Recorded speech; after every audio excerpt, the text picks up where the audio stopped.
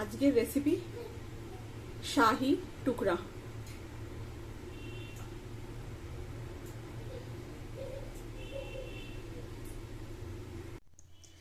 আজ তোমাদের আমি দেখাবো শাহি টুকরা। এটা একটা ডেজার্ট রেসিপি, সুইট রেসিপি। এটা আমিও প্রথমবারই করছি, তোমাদের সাথে প্রথমবারই শেয়ার করছি। আজকের রেসিপিটার নাম হলো শাহি টুকরা।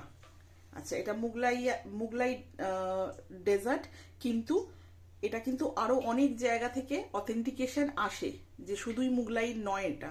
বাট আমি সেসব তর্কের মধ্যে যাচ্ছি না। সিম্পল আজকে আমি তৈরি করব তোমাদের জন্য শাহি টুকরা। চলো, তার জন্য আমি প্রথমেই কিন্তু একটা পাত্রে দুধ নিয়ে নিয়েছি। দুধটা কিন্তু আমি বসিয়ে দিয়েছি গরম করতে। দুধটাকে অল্প একটুখানি ফুটিয়ে শোকাতে হবে, সেই জন্য কিন্তু আমি দুধটাকে অলরেডি গ্যাসে বসিয়ে দিয়েছি। দুধটা গরম হওয়া অবধি কিন্তু আমাকে অপেক্ষা করতে হবে। দেখো, আমার দুধ কিন্তু ভালোভাবে ফুটে গেছে, ভালো একটা সর তৈরি হয়েছে, দেখতে পাচ্ছ? এই দেখো, ভালো কিন্তু একটা সর তৈরি হয়েছে। এই দেখো, দেখতে পাচ্ছ তোমরা? এইবার বুঝতে পারবে। এই দেখো, তার মানে কিন্তু দুধটা আমার অনেকক্ষণ ফুটেছে এবং অনেকটা শুকিয়ে গেছে। এই পরিস্থিতিতে দাঁড়িয়ে এবার আমি এতে আমি দেখো 3 চামচে মতন এরকম গুঁড়ো দুধ দিয়েছি। 3 চামচে মতন দেবে, তার বেশি কিন্তু দেবে না, বেশি ঘন হয়ে যাবে। নিয়ে কন্টিনিউয়াস এটাকে স্টার করতে থাকবে, না হলে কিন্তু লাম্প ফর্ম করে যাবে।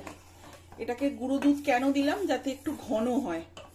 কন্টিনিউয়াস এটাকে স্টার করতে থাকবে, নালে কিন্তু লাম্প ফর্ম করে যাবে। দুধটা কিছুটা আমি শুকিয়ে নিয়েছি, তারপর এতে দিয়েছি আমি গুঁড়ো দুধ দিলাম। তাতে কিন্তু আমি সামান্য কিছু কেশর কিন্তু দিয়ে দেবো। কেন দেব? তাতে কালারটা কিন্তু সুন্দর আসবে। এটা তো রাবড়ি তৈরি হচ্ছে, তারপরে টুকরাটা তৈরি হবে, এতে কিন্তু কালারটা খুব সুন্দর আসবে। অল্প একটু কেশর দিয়ে দেবে, একটা ভালো ইয়েলোইশ দেখবে কালার ফর্ম করছে কিন্তু। এবার আমি এটাকে কিছুক্ষণের জন্য আবার কম আঁচে ফুটতে দেব। দেখো, সুন্দর একটা ইয়েলোইশ কালার কিন্তু এসছে। তোমরা বুঝতে পারছো কিনা জানি না, লাইটে একটা সুন্দর ইয়েলোইশ কিন্তু কালার এসছে। আচ্ছা, পাশে যে সরগুলো থাকবে না, সেগুলো চেঁচে নেবে। এটা যেহেতু রাবড়ি তৈরি হচ্ছে, অবশ্যই ভাবে কিন্তু সরগুলো নষ্ট করবে না। দুধ শুকোনোর সময় যে সরগুলো তৈরি হবে বাটির পাশে, সেগুলো কিন্তু অবশ্যই ভাবে চেঁচে নেবে। যেহেতু এটা রাবড়ি হচ্ছে, অবশ্যই সরটা লাগবে কিন্তু। এবার আমার দুধটা কিন্তু অনেকটা শুকিয়ে গেছে। আমি 3 চামচের মতন এতে গুঁড়ো দুধ দিয়েছি, কেশর দিয়েছি, এখনো কিন্তু মিষ্টি দিইনি। এবার আমি যেটা দেব এর মধ্যে, সেটা হলো অল্প একটু মিল্ক মেড। তোমরা যদি মিল্ক মেড ব্যবহার করতে না চাও, গুঁড়ো দুধের পরিমাণটা একটু বেশি দেবে, তাহলেও হবে। বা মাওয়া দিলেও কিন্তু হবে, খোয়া যেটাকে বলে, সেটা দিলেও কিন্তু হবে। আমি অল্প একটু মিল্ক মেড দিলাম।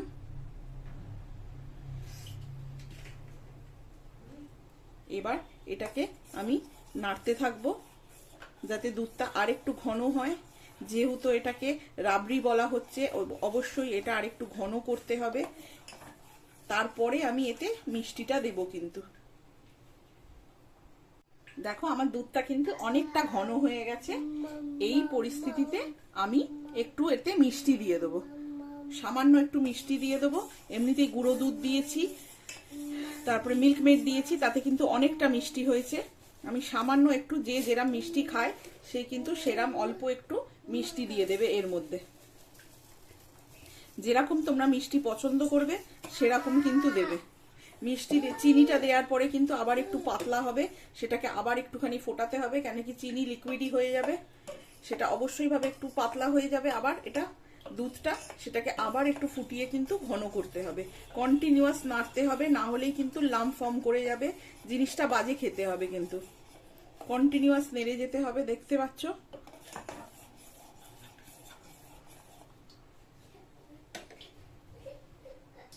আমার ক্ষীর কিন্তু দেখো রেডি হয়ে গেছে। আমার ক্ষীর কিন্তু তৈরি।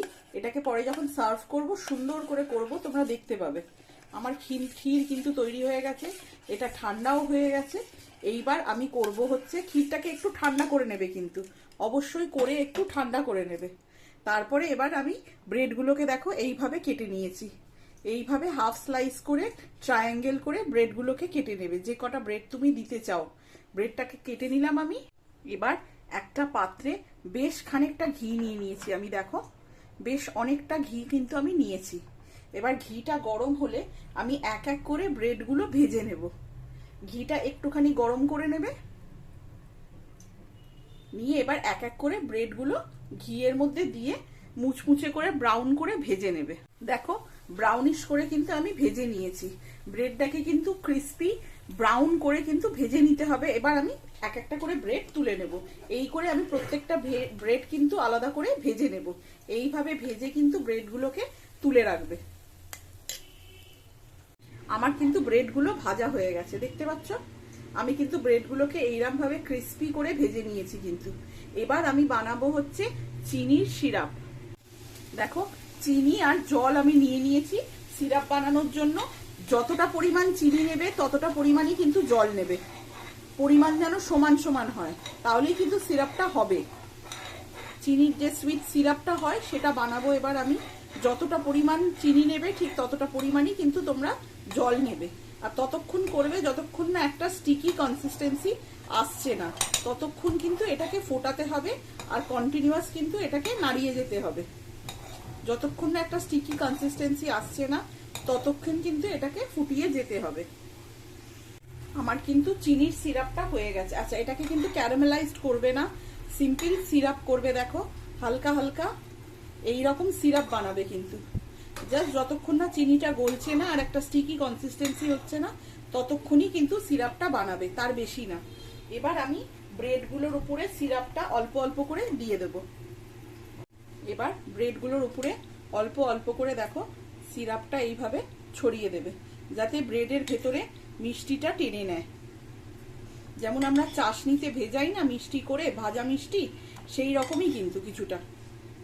এইভাবে পুরো ব্রেডে কিন্তু আমি আমার সিরাপটা ছড়িয়ে দিলাম, যাতে ব্রেডের ভেতর অবধি সিরাপটা টেনে নেয়। যেহেতু ভাজা আছে আর গরম আছে, খুব সহজেই কিন্তু সিরাপটা টেনে নেবে। এবার আমি এটাকে কিছুক্ষণের জন্য ছেড়ে রাখবো, যাতে আমার সিরাপটা ব্রেডের মধ্যে ভালোভাবে মিক্স হয়ে যায়। দেখো, দেখে নাও আমার কিন্তু রাবড়ি তৈরি। যথেষ্ট পরিমাণ ঘন হয়েছে কিন্তু রাবড়ি। এটা ঠান্ডা হলে কিন্তু আরো ঘন হবে। তোমরা কিন্তু আরো ঘন করতে পারো, তাতে মিল্ক মেডটা বেশি দেবে বা খোয়াটা একটু বেশি দেবে। আমি একটু পাতলা রেখেছি, মানে কি আমার বাড়িতে বাচ্চা আছে তো, সে যদি একটুখানি লিকুইডি বেশি খায় সেই জন্যই আমি এটাকে একটু লিকুইডি রেখেছি। আমার রাবড়ি তৈরি হয়ে গেছে। এখানে দেখে নাও আমার ব্রেডটাও কিন্তু আমি সিরাপে ভিজিয়ে রেখেছি। পুরো সিরাপ কিন্তু ব্রেডে টেনে নিয়েছে। এবার এটাকে জাস্ট মিক্স করব, নিয়ে তোমাদের দেখাবো। দেখো আমি কিন্তু এই পাত্রটায় এই রাবড়িটাই কিন্তু ব্রেডগুলোকে ডুবিয়ে ডুবিয়ে একটা একটা করে রেখেছি। কিছুক্ষণ ডুবিয়ে 2-3 মিনিট ভেজাবে। 2-3 মিনিট ভিজলে রাবড়িতে ব্রেডটা ভালো করে রাবড়িটা সোক করে নেবে, তারপরে কিন্তু তুলে রাখবে। এবার ওপর থেকে অল্প একটু রাবড়ি সুন্দর করে ছড়িয়ে দেবে। দেখো, আর কিন্তু কিচ্ছু করার নেই। যখন খাবে তখন ওপর থেকে একটু গরম গরম রাবড়ি সুন্দর করে ছড়িয়ে দেবে। এটাকে কিন্তু ঠান্ডাও খেতে পারো, গরমও খেতে পারো, কোনো বাধ্যবাধকতা নেই যে তোমাকে ঠান্ডাই খেতে হবে বা গরম খেতে হবে। যা হোক কিন্তু তোমরা বানিয়ে খেতে পারো, যেভাবে হোক। ঠান্ডা হতে পারে, রাবড়ি ঠান্ডাও ভাল লাগে, গরমও ভাল লাগে কিন্তু। দেখো আমার শাহি টুকরা কিন্তু ডান, দেখতে পাচ্ছ কি সুন্দর কালারটা এসছে। এটা কিন্তু কেশরের জন্য এসছে কালারটা। শাহি টুকরা কিন্তু আমার কমপ্লিট। তোমরা একবার বানিও, যদি জানো তাহলে আমাকে জানাবে কিভাবে তোমরা বানাও। আর যদি না জানতে তাহলে অবশ্যই একবার বানিয়ে দেখো কিরকম লাগবে খেতে, একবার বলো জানিয়ে। আজকের জন্য চললাম, এই রেসিপিটাই আজকে থাকলো। কালকে আবার একটা নতুন রেসিপি নিয়ে আসবো। Tata, bye bye, thank you.